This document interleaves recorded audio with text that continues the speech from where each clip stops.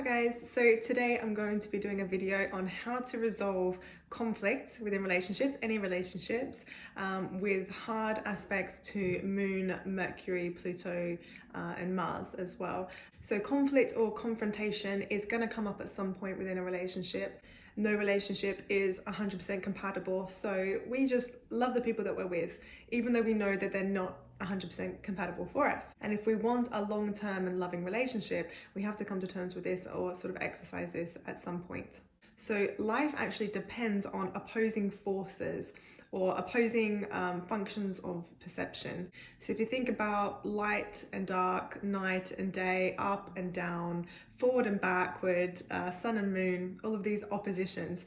And so in relationships, represented by Venus or Aphrodite with her mirror, is to have our opposite reflected back to us so we can learn and so we can grow and balance and bring awareness to that part of ourselves. And we see this play out in the opposition aspect within synastry and astrology, where oppositions cannot be separated because they are innately interconnected and work together. And that's where we find peace. So when we meet our equal and opposites, we need to compromise to find that point of peace, which sounds very Libran, doesn't it? So I've put together a few top of the combative aspects that you can have in synastry to help people with this added difficulty in relationships, because relationships already require us to go through so much. And to overcome any hurdles in relationships, it really takes love, acceptance, patience and persistence. So when we really embody these qualities, we can take control of our lives and our relationships and find fulfillment within them. And that's the paradox really of accepting and letting go of what we can't control to feel the most connected and in control and content. Another hard aspect is between the Mars and Moon, again, inconjunct, square, semisquare, opposition, square. This is really one of the most reactive and defensive and touchy aspects that you'll get between two people. Paradoxically, they can also really feel very comfortable and familiar with one another, especially if there's a personality that is very much used to sort of bickering and arguments in the home growing up. It's kind of like a annoying sibling kind of aspect. They annoy you so much, even though you love them so much. So both of you need to cultivate patience and taking a deep breath before reacting to one another. If you notice you're saying things just to react and not really thinking what you're saying, just take a step back at that point. Apologize, be the bigger person in the moment and just let it go. Or just really pick your battles and make sure that it's really something that bothers you and you need to bring up with the other person. When you come to them, make sure you're coming from your perspective. This can be very touchy when we start to use words like, you're making me feel like this, why are you doing this to me? You just think that I'm this. So really come at it from, I feel like this, I am triggered because I'm feeling left alone. And so you need to take responsibility for your feelings, and it makes that reaction from each other a little less because you're taking ownership for your own feelings and behaviors. Because this aspect can kind of bring up such trivial kind of fights, because it's more about triggering and provoking each other rather than actually something important. Obviously, you need to put it into context, and I am speaking generally because, yes, of course, there could be important things you want to talk about that end up in fights, but generally you just need to watch that bickering. And this can also be explosive energy, especially with the Mars involved. It can create arguments, and it's going to react and fight for something that it thinks it needs to defend itself against. And in this case, it's the emotions of the Moon person. So the Moon person needs to really watch how they display and sort of emotionally react to things, and the Mars person needs to watch how they react to things as well, like how they're acting out. So the peace point for these two is actually care. Both of these planets are very primal and instinctual and about procreation, actually.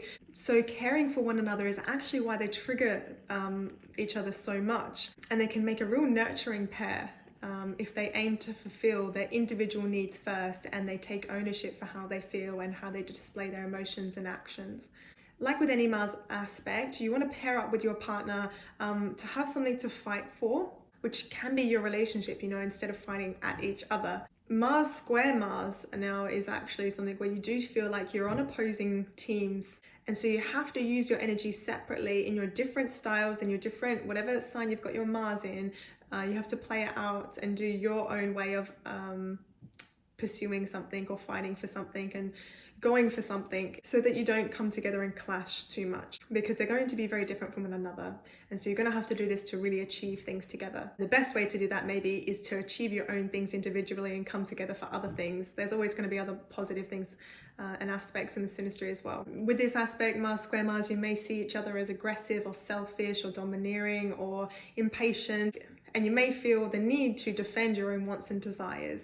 Sexually, this can also be frustrating as well, not matching up sexually with timing and with like how you physically act it out, just because that's what Mars represents. But there is some commonality, there is a peace point, and it's in the modality. So especially with the squares, you're either going to be pairing up being fixed signs, cardinal, or mutable. So find out what that is and play to that modality strength. You can also use that as a driving force for your Mars, as it's something to put your Mars energy into. So with your separate interests and ambitions and motivations, go ahead and do those separately and encourage one another to do that, even if it's in a different way to you or a different thing to you. Encourage whatever that person is striving for, because that's what, again, partnership is for. You're there to encourage and support and uplift, and that's the highest expression of Aries on Mars, is to their encouragement. Their hype man energy can be amazing, so be that hype man, be the supporter for your partner. Okay, so another tough aspect is from Saturn to Mars: opposition, inconjunct, semisquare, opposition, square. I can't remember what I've said now. Even the sesquisquare. There's loads of like more challenging aspects, so it can be any one of these. The square is probably going to come up most obvious in terms of arguments. But this is the early to marry aspect and the early to commit aspect. You feel like committing to each other early in the relationship because you feel a karmic pull to work out the issues that these two planets bring up. Saturn is Chronos or karma or father time. So the karma is for Mars to work through patience and endurance, and for Saturn the karma is to work on confidence and ability to change. Mars devotes all of its energy towards moving forward and conquering and overcoming something, and Saturn wants to hold back. They're more reserved and they want to plan first. And so you can feel like there's a bit of stop-start energy in this relationship with this aspect, especially when it comes to sexual advances with the Mars, from the Mars person. Neither are in the wrong, and it's important to remember that, and it mainly comes down to timing. Saturn might feel a little bit like a fun sponge to the Mars person, and the Mars person might seem a bit reckless and impulsive to the Saturn person. If you learn to find a balance between moving forward and holding fire, you can actually make steady progress together and achieve a lot together. And you can then appreciate the opposite quality in the other person as well, because it's helped you get to where you are, because they've helped teach you something. Saturn is the teacher. The danger for Saturn is actually inflexibility. It's a very cold, restrictive, and traditional and serious planet. And maybe you can try and use just a little bit of heat from the Mars person to create a little bit of flexibility and let go of any self-consciousness or conservatism that might be holding them back a little bit from really achieving, being able to enjoy themselves. In moderation, that's fine, I get it. So Mars and Saturn's peace point is endurance. So they can keep on going. They will go through so many trials and tribulations together, but if they can overcome them with the endurance of Saturn and the forward moving energy of Mars, then they can really create steady, long-lasting energy, and that they'll overcome anything together. And also productivity. It makes them more productive because they're not just rushing into something or just sitting on one spot. They're using it to slowly but steady move forward. Energy needs to be controlled and directed to be effective.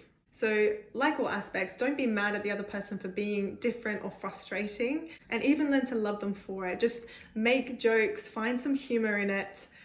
That's what will make a really happy marriage or long-term relationship work. Another aspect is actually just the square from Mercury to Mercury, if it's in very close degree as well, because it's a fast-moving planet. This can make it tricky to literally understand what the other person is saying. Sometimes it represents a little bit of a language barrier, and just really hard to understand where the other person is getting the logic from in the way that they think. So really make some room for you to both express your own views and opinions. Try and do this without judgment, fact checking or anything like that. Try and just settle on you're both being right from your different perspective and views.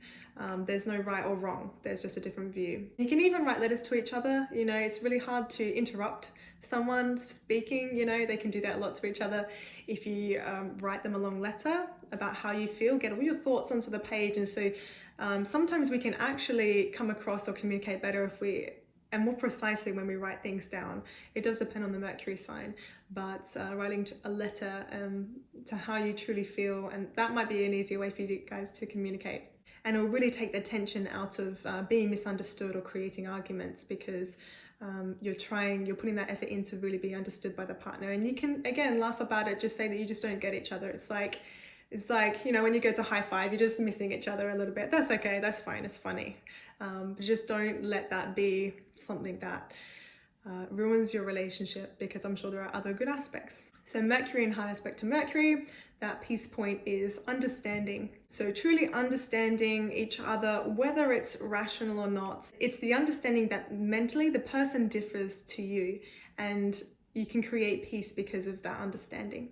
And I'd like to reiterate again, don't forget about the positive aspects that you have in synastry. Over time, in long-term relationships especially, we do tend to forget about, the Sun-Venus conjunction, the Mars-Moon sextile, because we get so caught up on the hard aspects because they're what are the most difficult. They take so much of our attention. It's so much easier to slip into what's wrong and complain. We get into habits of doing that. So create new habits. Your moon sign will help you with this. What is it? It takes 20 something days to create a new habit. So create positive habits. Try and do things in your marriage that you keep trying for at least a month to implement, whether it's like just checking in with the relationship every week, making sure you each understand where you stand, how you're feeling in the relationship, how you can improve it. Going on date nights, going for walks together, talking about your day, just things like that, things to keep the relationship going, putting that effort in. And also these relationship check-ins, when we check in with our partner, it creates less arguments because things get brought up in a way that it's premature. So it's you talk it out before it becomes anything bad or can create resentment. So look into your positive aspects, remind yourself of them.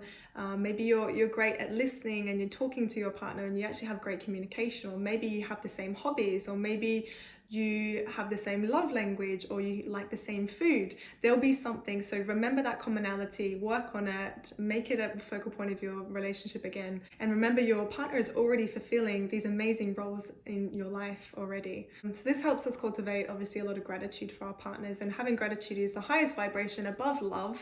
So if we can have gratitude for our partners, we can create a much more harmonious environment to be with them, be around them, and keep your self-worth and your ambition going within your own life as well. Encourage that in your partner's life. And I think that creates a good recipe for a great life. Let me know if you have any of these aspects, how it's working or not working for you, and leave a like or comment, and I'll see you soon.